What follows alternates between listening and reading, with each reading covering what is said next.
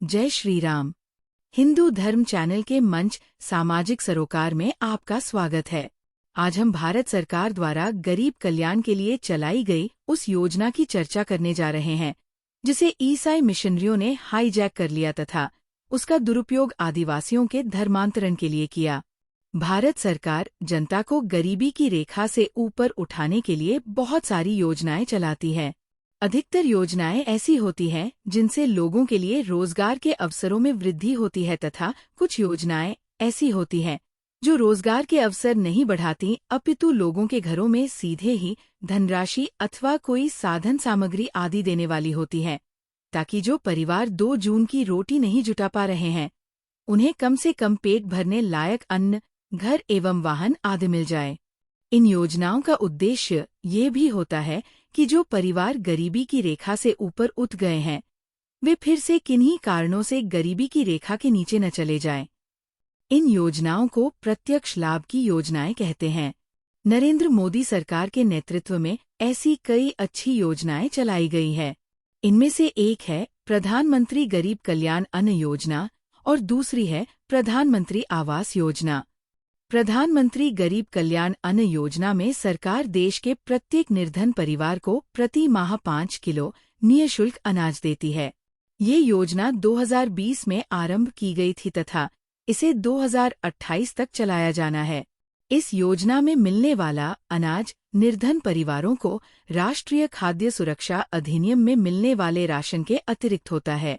इस प्रकार देश में लगभग 20 करोड़ परिवारों के 80 करोड़ से अधिक लोगों को प्रधानमंत्री गरीब कल्याण अन्न योजना में 5 किलो प्रतिमाह निःशुल्क अनाज मिलता है। हाल ही में कुछ रिपोर्टें सामने आई हैं जिनके अनुसार छत्तीसगढ़ में कुछ ईसाई मिशनरियों ने इस योजना का भयानक दुरुपयोग करते हुए छत्तीसगढ़ के लाखों परिवारों को ईसाई बना लिया है। इन मिशनरियों ने अपना षड्यंत्र बहुत ही शातिराना ढंग से रचा।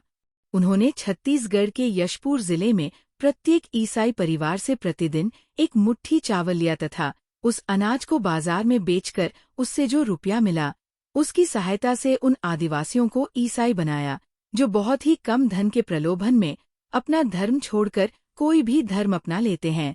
छत्तीसगढ़ के जशपुर जिले में इस षड्यंत्र का बड़ा विस्फोट हुआ है, जहां ईसाई जनसंख्या तेजी से बढ़कर 35% हो गई है।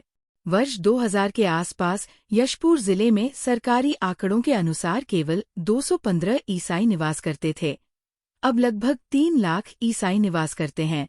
सरकारी आंकड़ों के अनुसार केवल 210 आदिवासियों द्वारा कानूनी रूप से ईसाई धर्म अपनाया गया है, जबकि मीडिया रिपोर्टों के अनुसार कन्वर्टेड ईसाइयों की संख्या लाखों में है।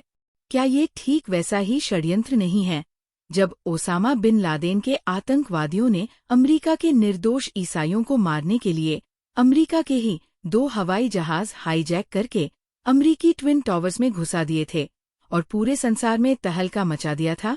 ओसामा बिन लादेन ने हवाई जहाज हैक किए थे और छत्तीसगढ़ की ईसाई मिशनरियों ने भारत सरकार द्वारा अच्छे उद्देश्य के लिए चलाई गई योजना को हाईजैक करके हिंदू धर्म का विनाश करने के लिए प्रयुक्त किया। कहा नहीं जा सकता कि छत्तीसगढ़ सरकार इस षड्यंत्र को कैसे नष्ट करेगी। क्या उस क्षेत्र में नियुक्त सरकारी कर्मचारियों का यह कर्तव्य नहीं था कि वे छत्तीसगढ़ में तेजी से हो रहे धर्मांतरण की सूचना समय रहते सरकार के उच्च अधिकारियों तक पहुंचाए?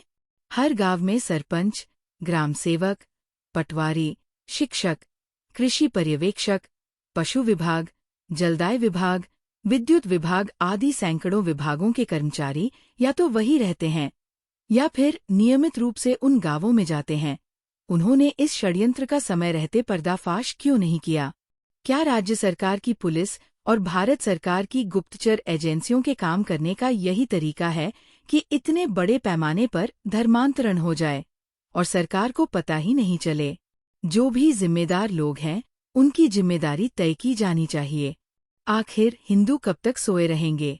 उनके आसपास ही लाखों लोग धर्मांतरण करके ईसाई बन जाते हैं और हिंदुओं को खबर ही नहीं होती। आज से 100 साल बाद क्या भारत हिंदू देश रह पाएगा? क्या हमारे बच्चे गंगाजी नहाने, सूर्य भगवान को अर्घ्य देने, तुलसी के नीचे दीपक जलाने, पीपल की पूजा करने के योग्य रह जाएंगे?